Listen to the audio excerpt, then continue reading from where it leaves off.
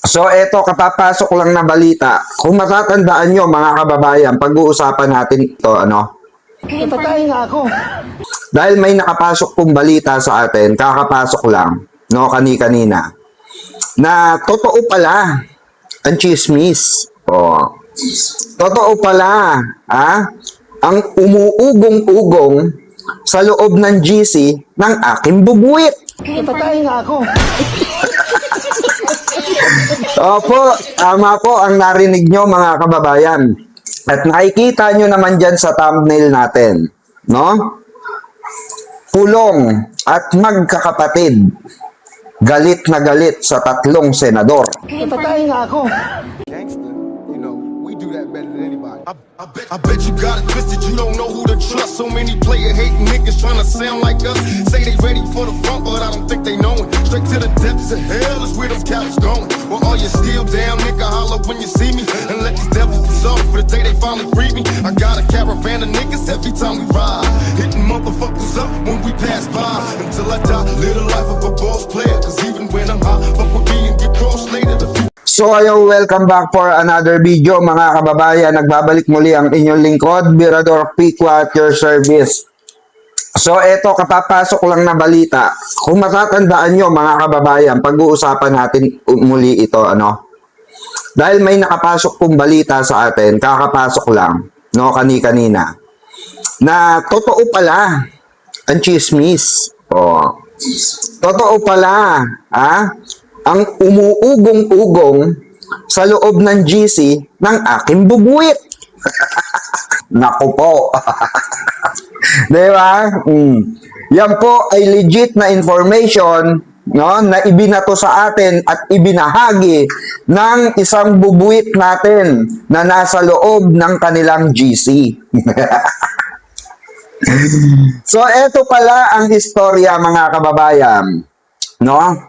Ito pala ang kabuuan ng istorya kung bakit nagalit di umano itong sila Pulong at ang magkakapatid, no? Dahil di umano merong nangyaring full force support kay Bato de la Rosa, mga kababayan.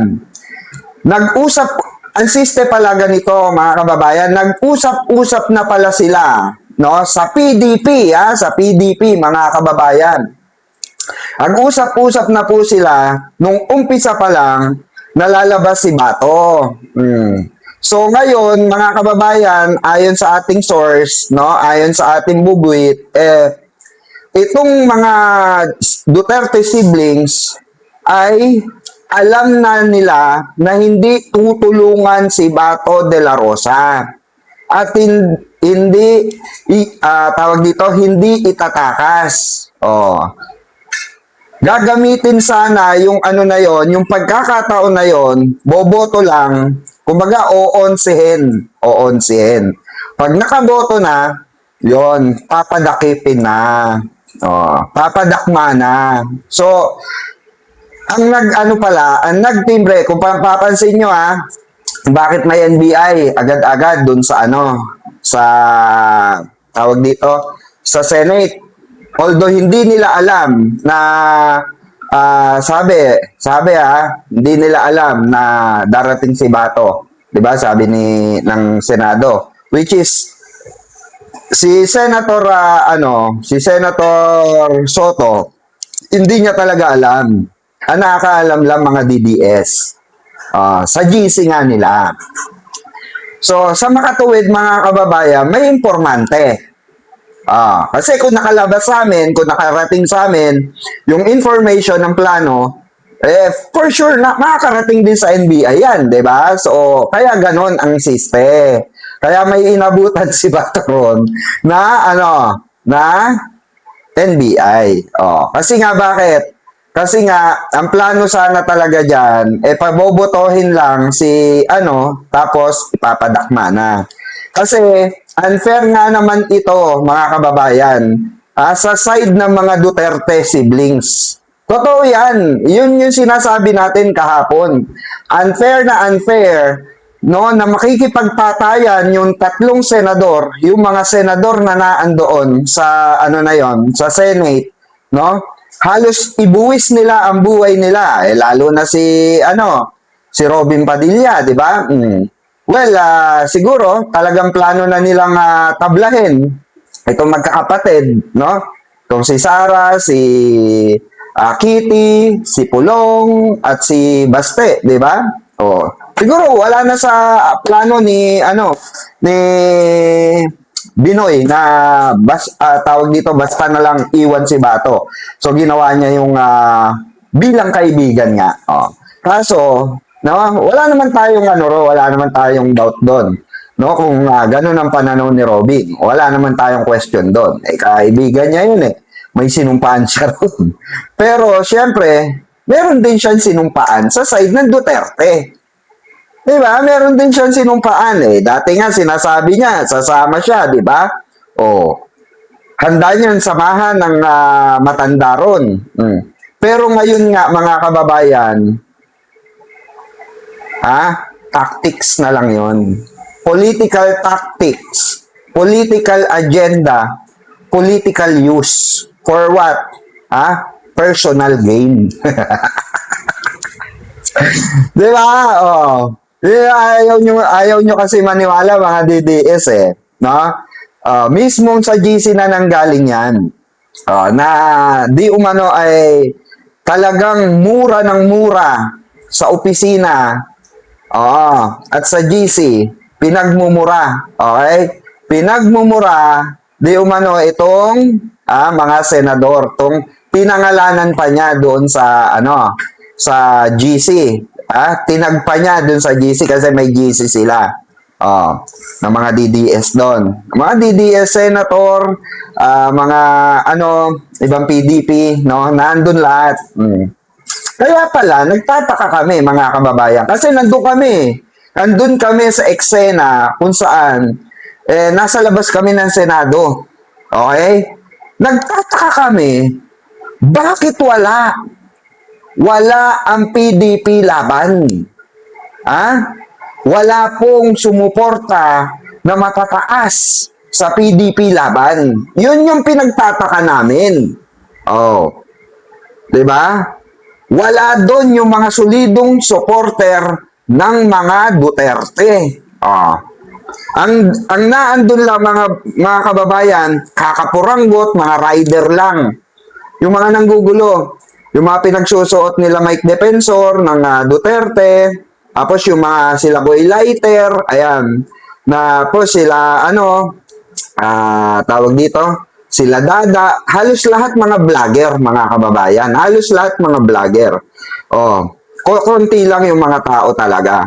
So, kaya pala, siguro mga kababayan, nanggaling na mismo sa magkakapatid, no? Na huwag suportahan. Nung nanawagan si Bato, halos wala naman dumating doon, halos same at same pa rin eh.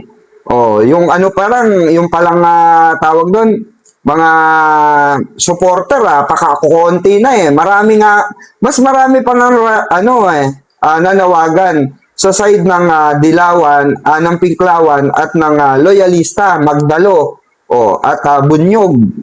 Maraming mas nanawagan doon sa kabilang side, sa side namin, kaysa doon sa kabilang side, nakakapuranggot lang at puro vlogger pa. Yun yung pinagtaka namin. Ba't onte? Kaya pala ganon, no? Siguro merong binaba na utos itong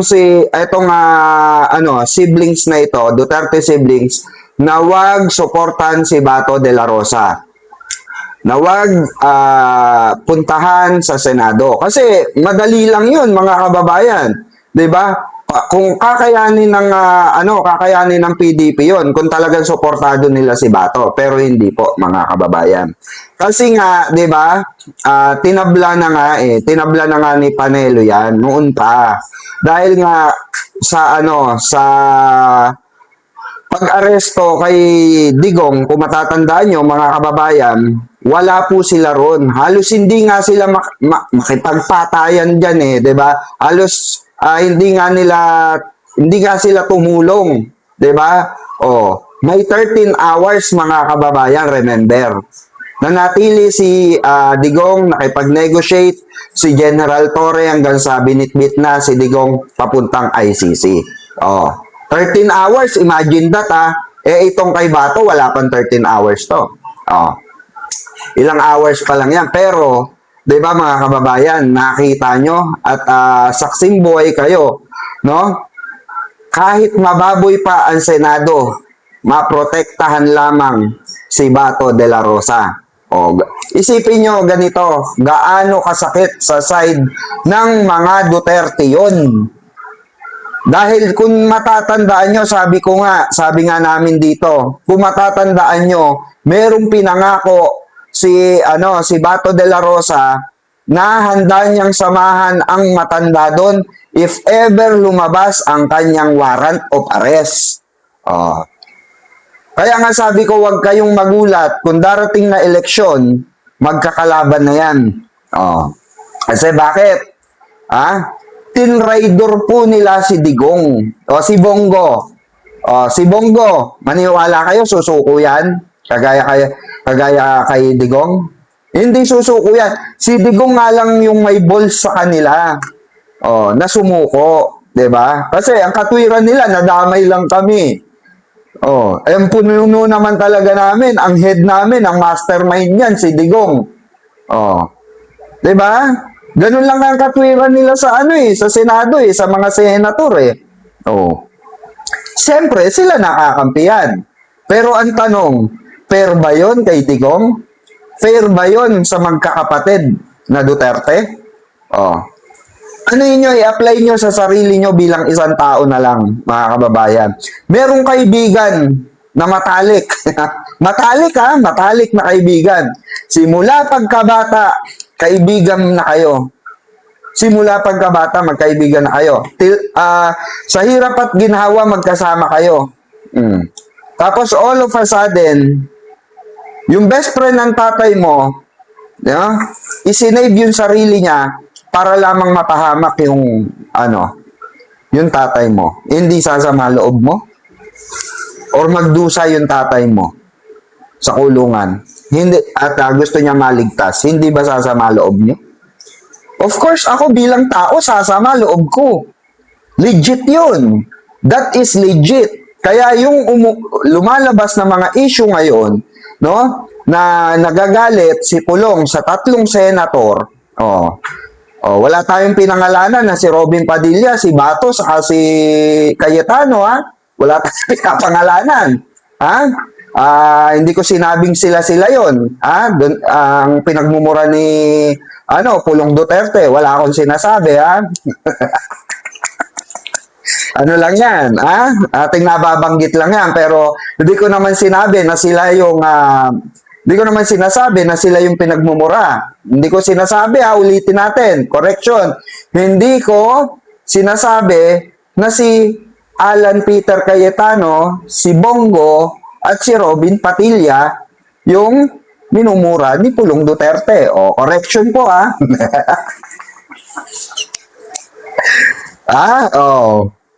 Hindi natin yan, baka mamaya sabihin nila, ano ka na naman, Mirador Pikwa, kung ano sinasabi mo. Wala akong pakialam. Kasi, in the first place, kayong mga DDS, wala kayo sa politika. Hindi nyo alam ang kalakaran ng politika, mga ungas. Hindi nyo alam kung sino ang mga traidor diyan sa side ng mga Duterte. Imagine niyo paano namin nalalaman yan. Paano nalalaman ni Mami Pebbles yan? Sige nga. Paano nila nalalaman yan? Easy. Ibig sabihin, may nagchuchuchu. Kaya nga, Pebbles chururut. Chuchu. Di ba? May nagchuchuchu. Pero, ang saklak, mga kababayan. Okay, ako, wala na akong pakialam, mahuli si Bato o hindi, no? Nasa ano na yan, okay, nasa ating batas na yan, or nasa ICC na yan, kung sinong itatalaga nilang aresto kay, Bato de la Rosa. Pero yun nga, naatasan ang NBI na silang umaresto, di ba? So, eto ngayon, ang siste dyan, mga kababayan. Mapapanindigan ba? Mapapanindigan ba ni Bongo yung sinabi niya na sasamahan niya ang matanda? Kagaya ng pangako ni Bato de la Rosa. Si Bongo naman ang susunod na malalabasan ng warrant. Antay tayo. Antay tayo ngayong taon na to. Antay tayo ngayong taon na to. Dahil nakawala si Bato eh. Nakawala si Bato. Baka yung kay Bongo naman sumunod agad.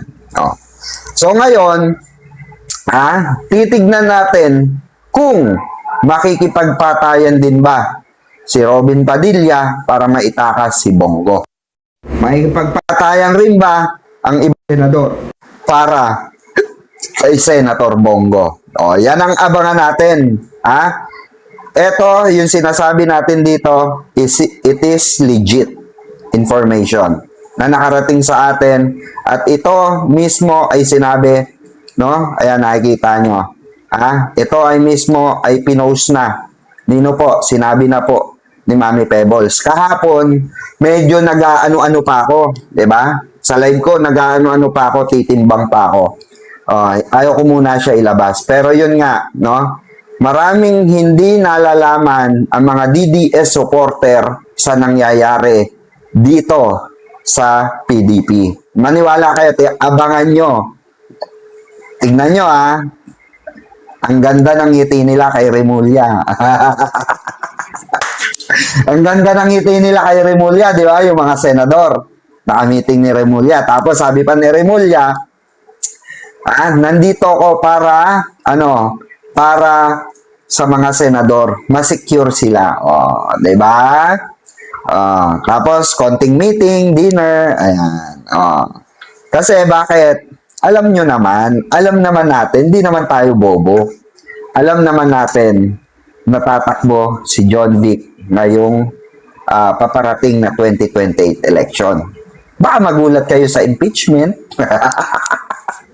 Yon ang pinaghandaan ni Sara Duterte. Kaya tingnan, hindi sa sure na babasura yung impeachment.